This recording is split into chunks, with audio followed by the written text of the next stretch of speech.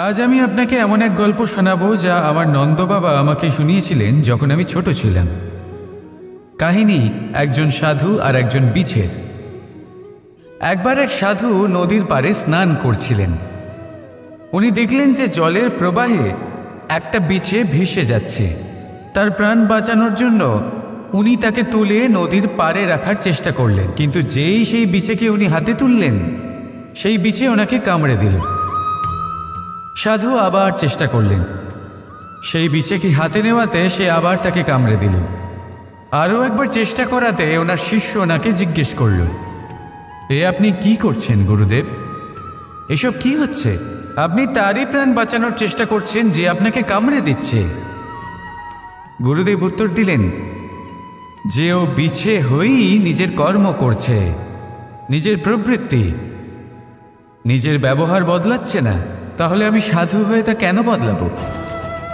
এর তাৎপর্য হলো সরল, যে সংসারে কিছু মানুষ আছেন যারা হয়তো খারাপ, দুষ্ট প্রকৃতির, আর হয়তো তারা কখনোই বদলাবেন না, কখনোই কোনো পরিবর্তন আসবে না। কিন্তু তার মানে এই নয় যে আমরা আমাদের কর্ম করা ছেড়ে দিই, আমরা আমাদের প্রচেষ্টা ছেড়ে দেব।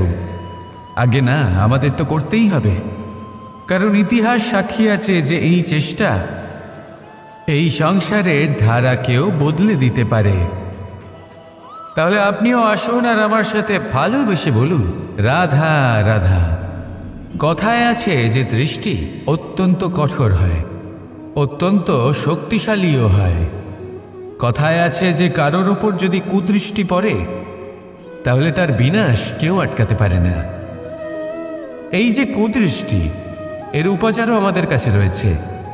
যখন আমরা বাড়ি নির্মাণ করি তখন একটা কালো মুখোশ লাগাই, যাকে রক্ষা কবচ মনে করা হয় কুদৃষ্টি থেকে বাঁচার জন্য। যখনই কোনো বাচ্চা বাইরে যায় তখন তার মাথায় আমরা একটা কাজলের টিপ পরিয়ে দিই কুদৃষ্টি থেকে বাঁচার জন্য। অর্থাৎ এই সংসারে কুদৃষ্টি থেকে বাঁচার উপাচার রয়েছে। উপাচার যদি কিছু না থেকে থাকে তাহলে তা হলো দৃষ্টিভঙ্গির। যদি আপনার দৃষ্টিভঙ্গি অনুচিত হয় তাহলে আপনার পতন কেউ আটকাতে পারবে না। না পারবে কালো মুখোশ, না কালো টিপ, না স্বয়ং ঈশ্বর। সেই জন্য নিজের দৃষ্টিভঙ্গি শুভ করে তুলুন, সব কিছু শুভই হবে। আসুন আমার সাথে ভালোবেসে বলুন, রাধা রাধা। অমৃত আসলে কি? আমরা সবাই জীবনে অমৃত লাভ করতে চাই, কিন্তু এই অমৃত আসলে কি? এ কি অমরত্ব লাভ করার কোনো মন্ত্র, নাকি সামনে এগোনোর কোনো পথ? নাকি অমৃত সেই রস যা অসুর আর দেবতারা সমুদ্র মন্থন করে লাভ করেছিলেন? নাকি সেই ওষুধ যা ঋষি মুনিরা ভ্রমণ করে খুঁজে বের করেছিলেন? অমৃত যদি কিছু হয় তাহলে তা হলো আশা। কখনো কোনো মাতাকে দেখুন, উনি নিজের সন্তানকে কত আগলে রাখেন, তার যত্ন নেন, তার পালন পোষণ করেন, এই আশা নিয়ে যে পরবর্তী জীবনে এই সন্তান খুব বড় কিছু করবে, ওনাদের খুব ভালোবাসবে। এবার আগামী দিনে কি হতে চলেছে তা আমরা জানি না, পর মুহূর্তে কি হতে চলেছে তা আমরা জানি না, আগামী মুহূর্তে আপনি জীবিত থাকবেন কিনা সেটাও আমরা জানি না। কিন্তু আমরা অনেক বছরের পরিকল্পনা বানিয়ে ফেলি, সেটা অবশ্য মন্দ নয়। দেখুন,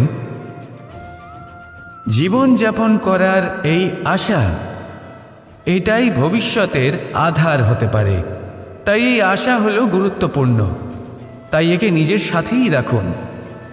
কথায় আছে যে যে ব্যক্তি নিরাশ হয়ে পড়েন, যার মধ্যে কোনো আশা বাকি থাকে না, তিনি হয়তো বেঁচে আছেন কিন্তু একটা মৃত জীবন যাপন করছেন।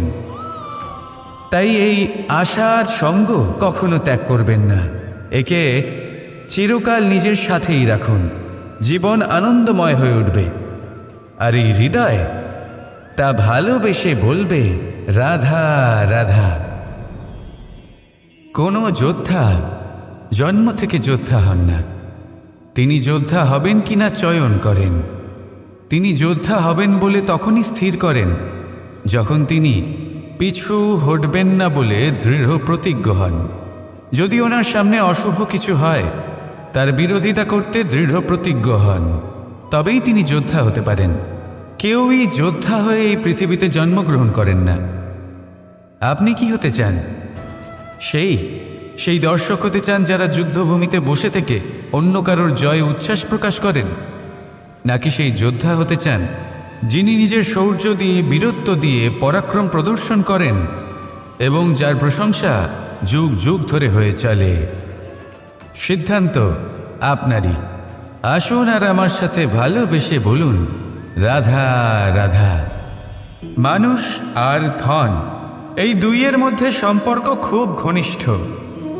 ধন হলো সেই শক্তি যার ব্যবহার মানুষ করে থাকে সাংসারিক বস্তু ক্রয় করার জন্য, নিজের জীবন যাপন করার জন্য।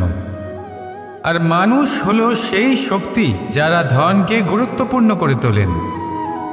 এবার একটা কথা বলি, ব্যবহার করা উচিত ধনকে আর ভালোবাসা উচিত মানুষকে। এটা বেশিরভাগ মানুষই বোঝেন না।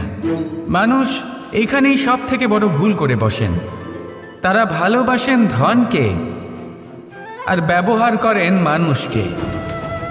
এ হলো অনুচিত।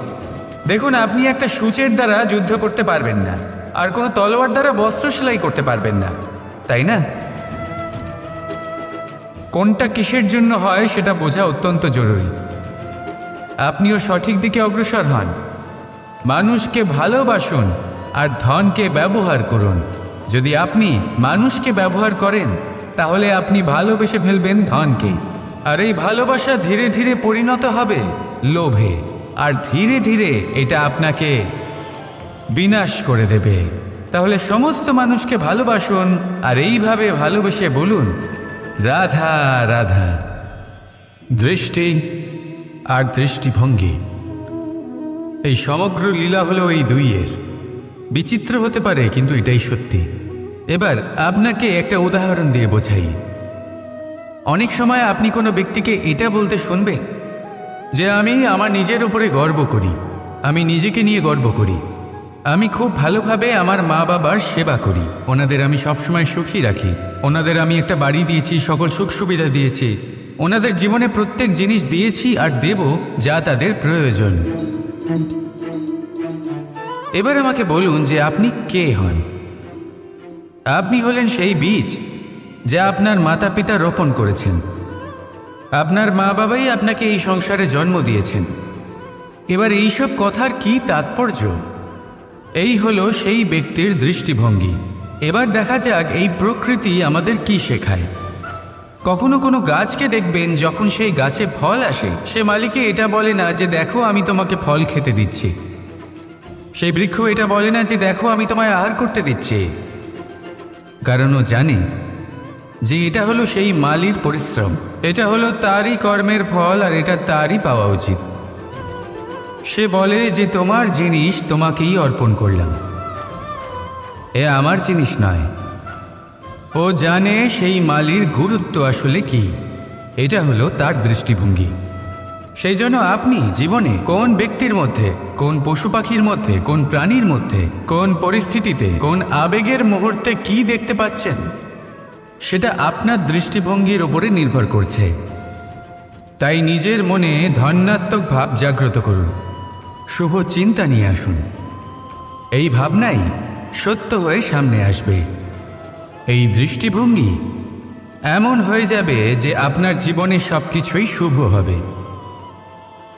তাহলে আসুন আর আমার সাথে ভালোবেসে বলুন, রাধা রাধা। অনেক সময় যখন আমরা কর্ম করি, সাফল্য লাভ করি, কঠিন পরীক্ষায় উত্তীর্ণ হই, বড় কাজ করি, আমাদের মনে হয় এই সংসার আমাদের একটু প্রশংসা করুক, ভালো লাগে। অনেকবার মনে হয় এটা হলো আমাদের কর্মের ফলই বটে, আমরা আনন্দ পাই। কিন্তু যখন আমরা এই প্রশংসা পাই না, তখন কি হয়? আমরা দুঃখী হয়ে যাই, ভেঙে পড়ি। মনে হয় যেন আমার জন্য কেউ চিন্তাই করে না, এমন মনে হয় যেন আমাদের আনন্দে অন্য কেউ আনন্দই পায় না। অনেক রকম ভাবনা আসে। কিন্তু আমি আপনাকে একটা প্রশ্ন করতে চাই, আপনি যে কাজই করেন না কেন, যে কর্মই করেন না কেন, তা কি শুধুমাত্র প্রশংসার জন্য করেন, যদি এরকম হয়ে থাকে তাহলে সেই ভাবনা এক্ষুনি ত্যাগ করুন, কারণ এই প্রকৃতি আমাদের অন্য শিক্ষা দেয়।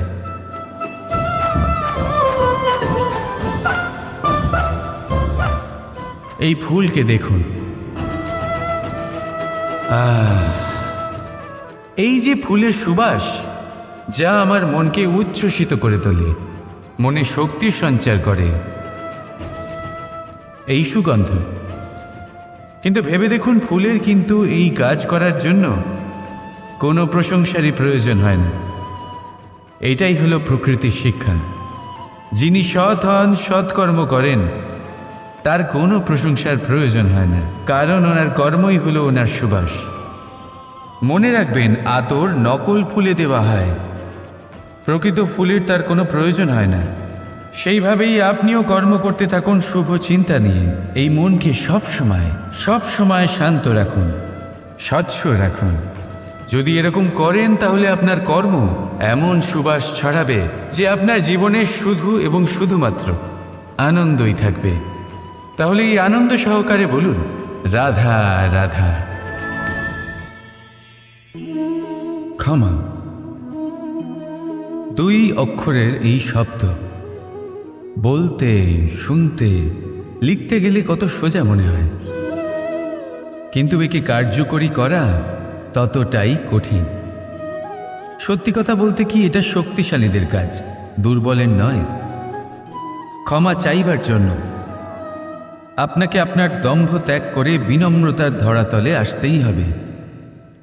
আর ক্ষমা করার জন্য ততটাই ঔদার্যের প্রয়োজন হয়ে থাকে।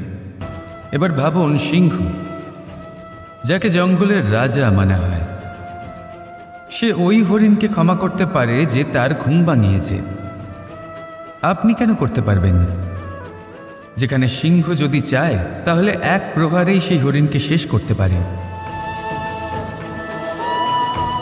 জীবনে একটা কথা মনে রাখবেন, যদি আপনার মধ্যে ক্ষমা করার বা ক্ষমা চাওয়ার ক্ষমতা থাকে, যদি আপনার মধ্যে সেই সামর্থ্য থাকে, তাহলে আপনি দুর্বল নয়, আপনি অত্যন্ত শক্তিশালী। কারণ আপনার কাছে সেই শক্তি আছে যা হলো অত্যন্ত মহান। রাধা রাধা। কখনো প্রদীপ জ্বালাতে গিয়ে আপনার হাত পুড়ে গেছে? একবার মনে করে দেখুন সেই অনুভূতি। এক্ষুনি মনের মধ্যে যন্ত্রণার এক অনুভূতি বয়ে যাবে। কখনো হাঁটতে হাঁটতে পায়ে কাঁটা ফুটে গেছে? মনে করুন, এক্ষুনি মনের মধ্যে যন্ত্রণার এক অনুভূতি বয়ে যাবে। এরকম কেন হয়ে থাকে? কষ্ট তো শুধু তখন হয়েছিল, কিন্তু যদি আজ মনে করেন তাহলে সেই যন্ত্রণা আপনার মনে মাথায় থেকেই যায়। এরকম কেন হয়ে থাকে যে জীবনে যখনই আমরা যন্ত্রণার অনুভব করি, তারপর আমরা সেই যন্ত্রণা নিজের সাথে বহন করে নিয়ে চলি? কারণ হলো একটাই, চিন্তা। কোনো যন্ত্রণাই এতটা কষ্ট আমাদের দেয় না যতটা কষ্ট এই চিন্তা দেয়।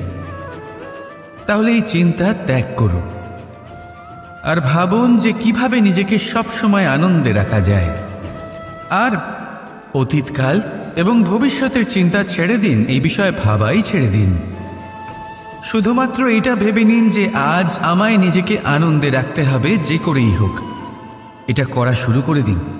তারপর আপনি দেখবেন আপনার কাল, পরশু, পরের সপ্তাহ, সমস্ত মাস, সমস্ত বছর, পরের বছর, সম্পূর্ণ জীবন আপনি শুধুমাত্র প্রসন্নতাই পাবেন।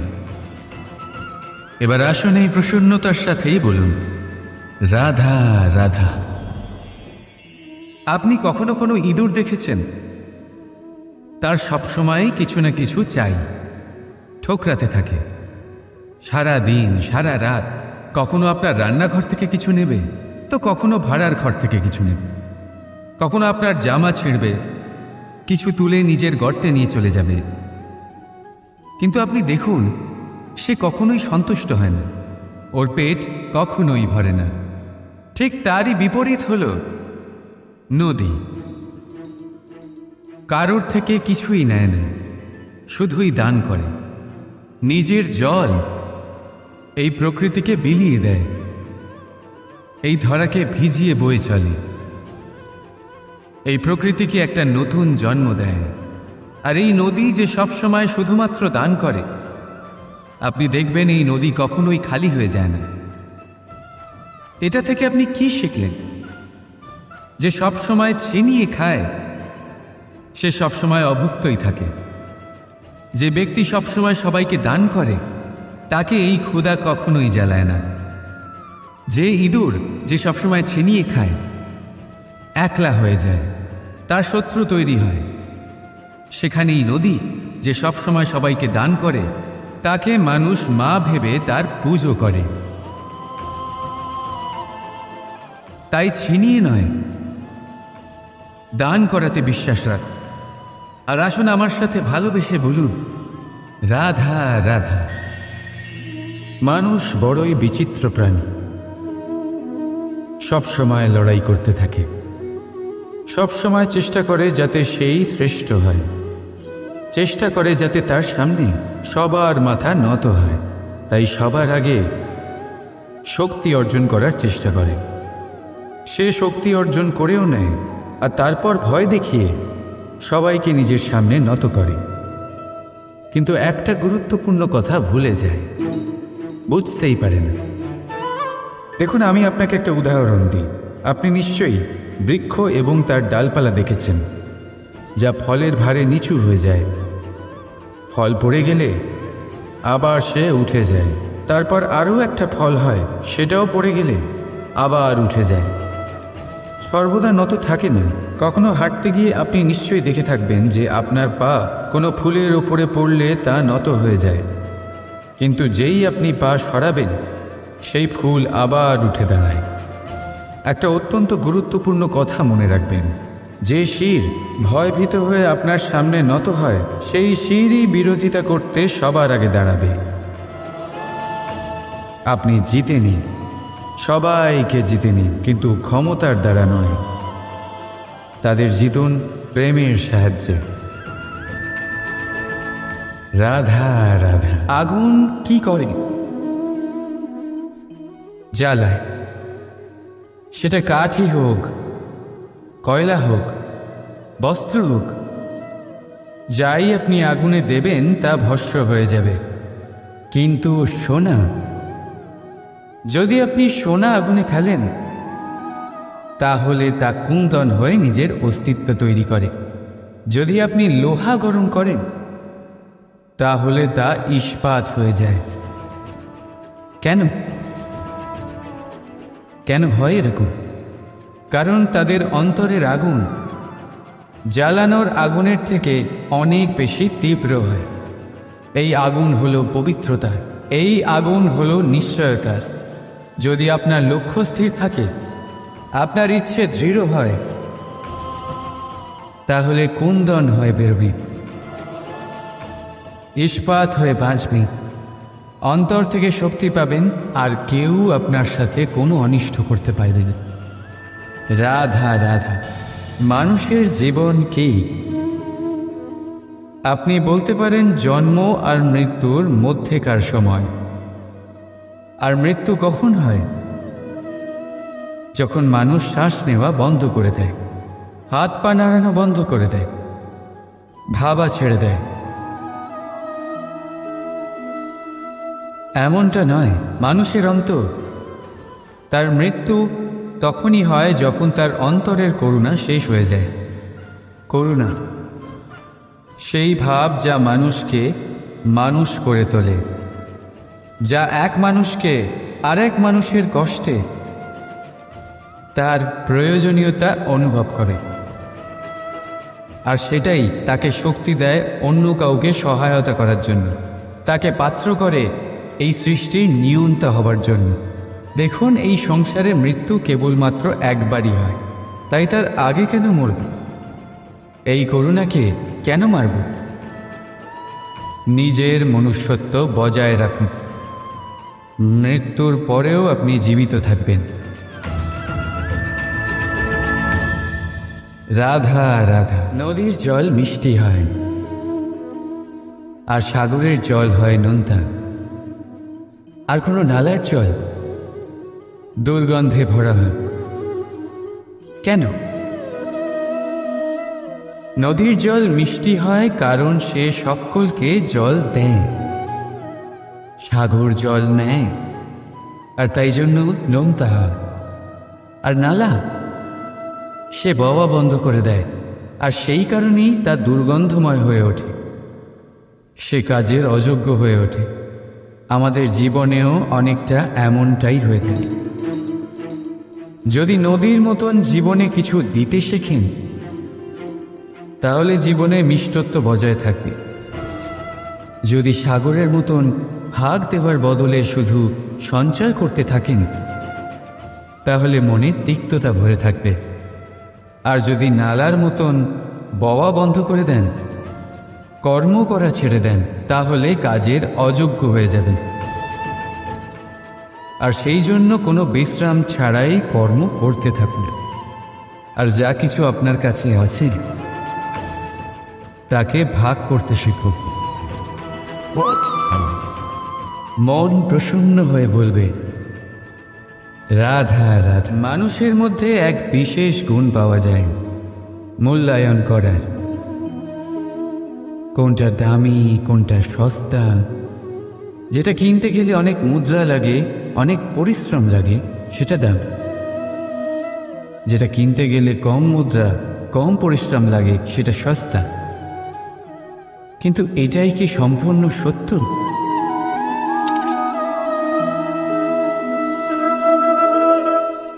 এখন আপনার সামনে একটা পাত্র আছে যাতে জল ভরা আছে, আর একটা সোনার মুদ্রা।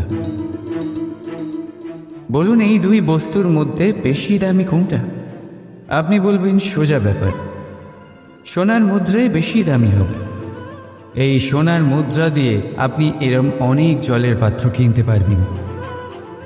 চলুন, ঠিক আছে। এবার ভাবুন, আপনি যদি কোনো মরুভূমির মাঝে আটকে পড়েন, তৃষ্ণায় কাতর আপনি, তখন কোনটা দামি হবে? তখন তো আপনি এই এক ঢোক জলের জন্য নিজের সারা জীবনের উপার্জন, যা আপনি আয় করেছেন, সব দিতে রাজি হয়ে যাবে। মনে রাখবেন, জীবনে দামি বা সস্তা বস্তু নয়, পরিস্থিতি হয়। আর প্রয়োজনে যা কাজে আসে তার থেকে অমূল্য এই সংসারে আর কিচ্ছু নেই। রাধা রাধা। এটা হলো সূচ, আর এটা হলো তলোয়ার। এবারে আপনারা বলুন, আপনাদের দৃষ্টিকোণ থেকে এই দুই বস্তুর মধ্যে কোনটা বেশি শক্তিশালী আর গুরুত্বপূর্ণ হতে পারে? আপনি বলবেন তলোয়ারই সবচেয়ে শক্তিশালী বা গুরুত্বপূর্ণ। আচ্ছা, মানলাম যে তলোয়ার বেশি ভারী হয়। তলোয়ার আপনাকে যুদ্ধে বিজয়ী করে, যুদ্ধে শত্রুর বিনাশ করে, কিন্তু তলোয়ার দিয়ে আপনি কখনো আপনার বস্ত্র সেলাই করতে পারবেন না। যদি আপনার পায়ে কাঁটা ফুটে যায়, তা আপনি তলোয়ার দিয়ে বের করতে পারবেন না। আপনাকে সূচের ব্যবহার করতেই হবে। এবারে বলুন, তলোয়ার পেয়ে যাওয়ার পরে এইভাবে সূচকে হারিয়ে ফেলা কি ঠিক হবে?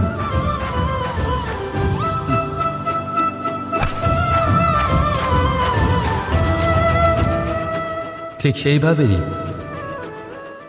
জীবনে সম্পন্ন বন্ধু পাওয়ার পরেও আপনার সেই বন্ধুদের হারাবেন না যারা কম সম্পন্ন, দরিদ্র।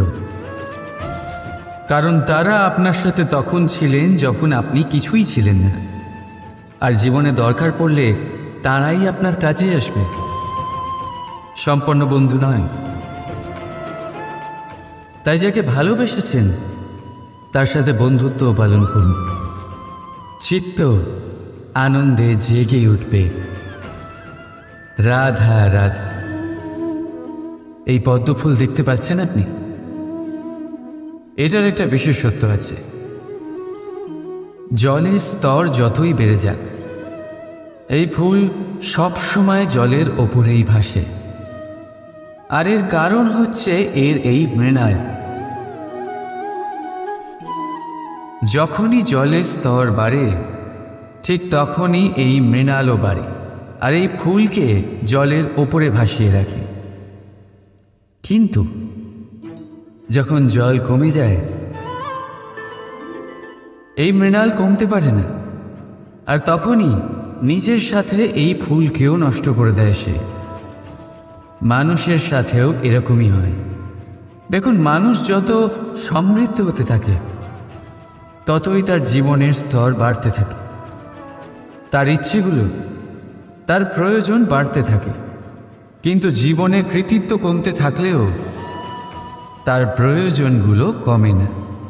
আর তারপর এই পদ্মের মতোই মানুষও ভেঙে পড়ে। তাহলে কি করা যায়? কি করা যায় এই পরিস্থিতিতে? জীবনের স্তর বাড়ানো ছেড়ে দেবেন? কখনো না। কিন্তু জীবনের স্তর বাড়ানোর সাথে সাথে নিজের আত্মশক্তি একত্রিত করুন। সংকটের মুহূর্ত এলে আপনি আপনার জীবন কিভাবে কাটাবেন তার অনুশীলন করুন, কারণ জীবনের স্তর আর জলের স্তর বাড়বে আর কমবে। কিন্তু এটা আপনার ওপর নির্ভরশীল যে আপনি এই দুইয়ের মধ্যে সমতা কি করে ধরে রাখবেন। রাধা রাধা।